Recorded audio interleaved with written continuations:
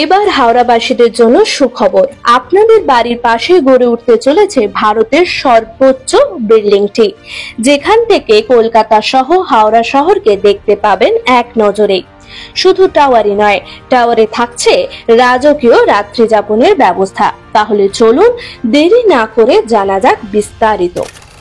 বিমানে চড়া ছাড়া 400 ফুট উঁচু থেকে কলকাতা শহরকে কখনো দেখেছেন? দেখেননি তো?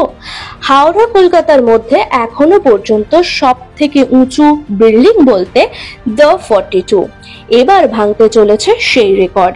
এমনকি ধর্মতলার শহীদ মিনারের উচ্চতা যেখানে 157 ফুট, দিল্লির কুতুব মিনারের উচ্চতা যেখানে 240 ফুট, সেই সমস্ত রেকর্ড ভেঙে খোদ হাওড়াতেই তৈরি হচ্ছে ভারতের সর্বোচ্চ টাওয়ার 400 ফুটের পঞ্চদ্বীপ টাওয়ার, যা হাওড়া শহরের মুকুটে নিঃসন্দেহে নয়া পালক জুড়তে চলেছে।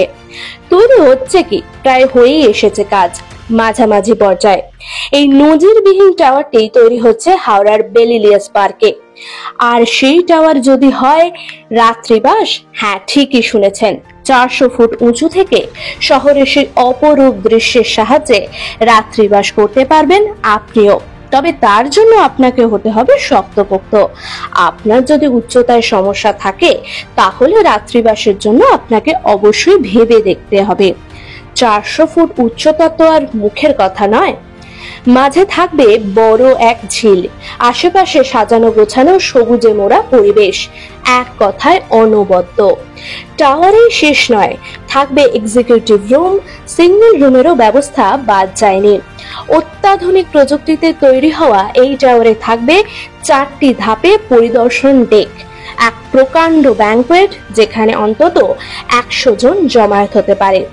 থাকছে 500টি গাড়ি পার্কিং এর ব্যবস্থা। এক কথায় বলা যেতেই পারে প্রকৃতির মাঝে সুসজ্জিত পরিবেশে আনন্দে মেতে ওঠার এক আকর্ষণীয় জায়গা হতে চলেছে এই টাওয়ার। এমনই নানা অজানা তথ্য কাহিনী জানতে অবশ্যই ফলো করুন আমাদের জানা যাক পেজটিকে।